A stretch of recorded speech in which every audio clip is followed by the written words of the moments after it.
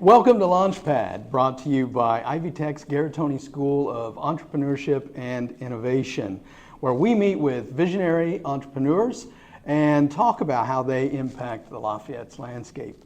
And today we welcome Aurora Wilson, founder of Essentially Aqua. Yes. Yes. Yeah. It's good. I'm glad to have you out here. Yeah. Today. How you doing? Good. Good. I walked past your store today, actually. Oh, nice. Yeah. Too bad the door wasn't open. It smells better when the door's open. Yeah, I know. Yeah.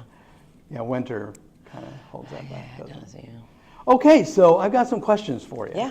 And you've been in town for a number of years. You actually even won Small Business of the Month, I did, right? And yes. that was fantastic. And so you have impacted entrepreneurs in the downtown area and other places. So what sparked your passion, right, for entrepreneurship and what you do? And how did you come up with your business idea?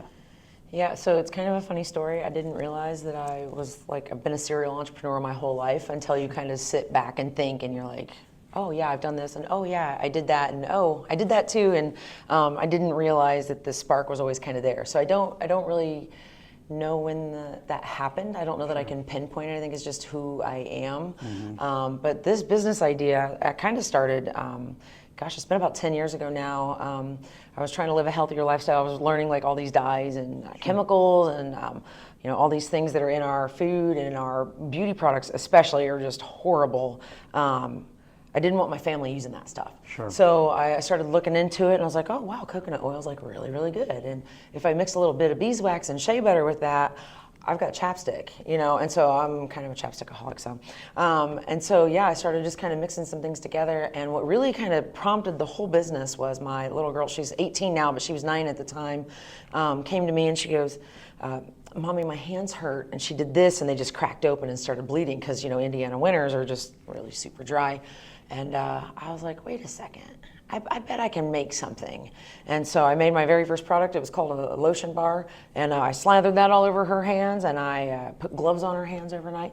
And the next day her hands were, I was just flabbergasted. I was like, oh my gosh, this is amazing. What else can I make? And it just kind of created, and so I sprungboard from there and started making chapsticks and started making bath bombs, and it snowballed into soap, and now I make shampoo, conditioner, deodorant, candles, all kinds of things. Yeah. So it was kind of really an accident how I got started.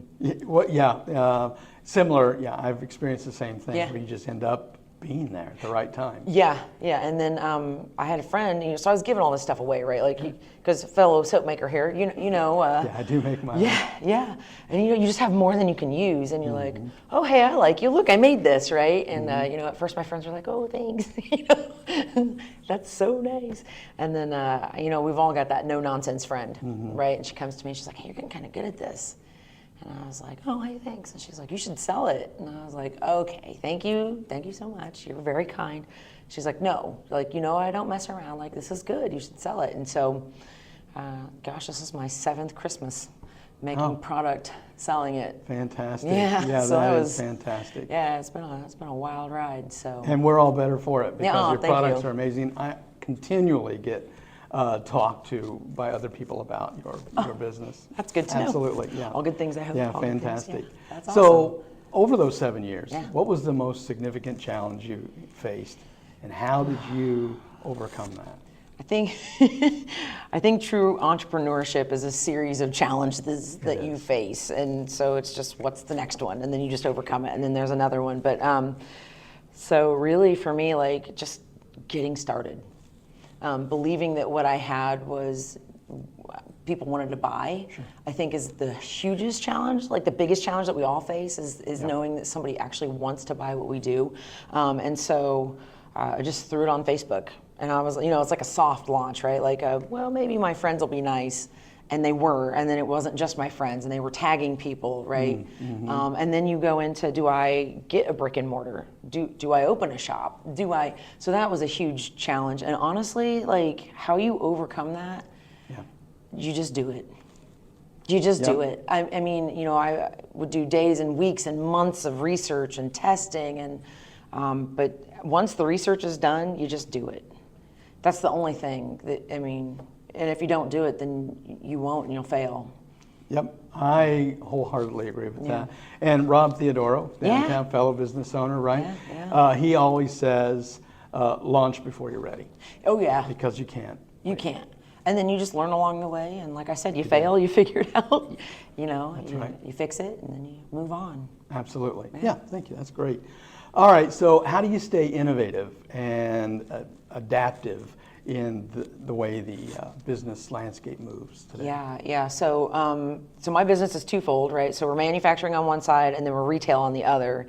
And so because we make everything in-house, we're kind of a unique business here in Lafayette. So think of like a restaurant, but for soap.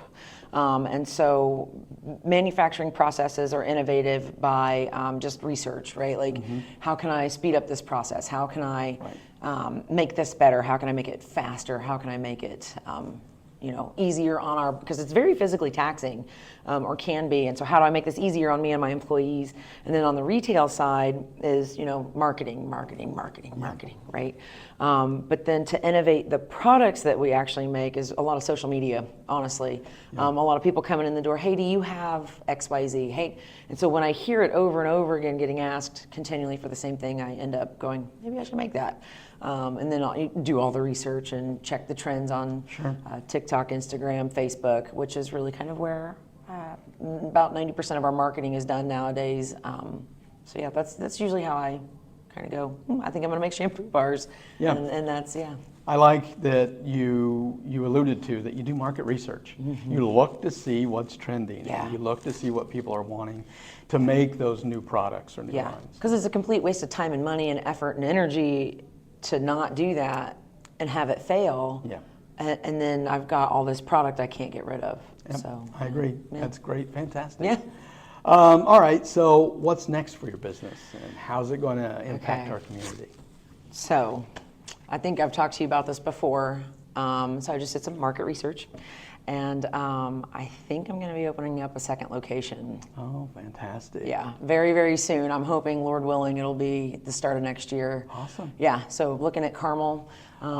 Perfect for you. So near Cake Bake, there's a location that I'm hoping to pop into. So that's awesome. I'm so excited. Exciting. I know. It's been a dream for about 4 years, and so now that I know that the numbers will work, the demand is there. Sure. I'm totally unique in the fact that I would be manufacturing everything locally.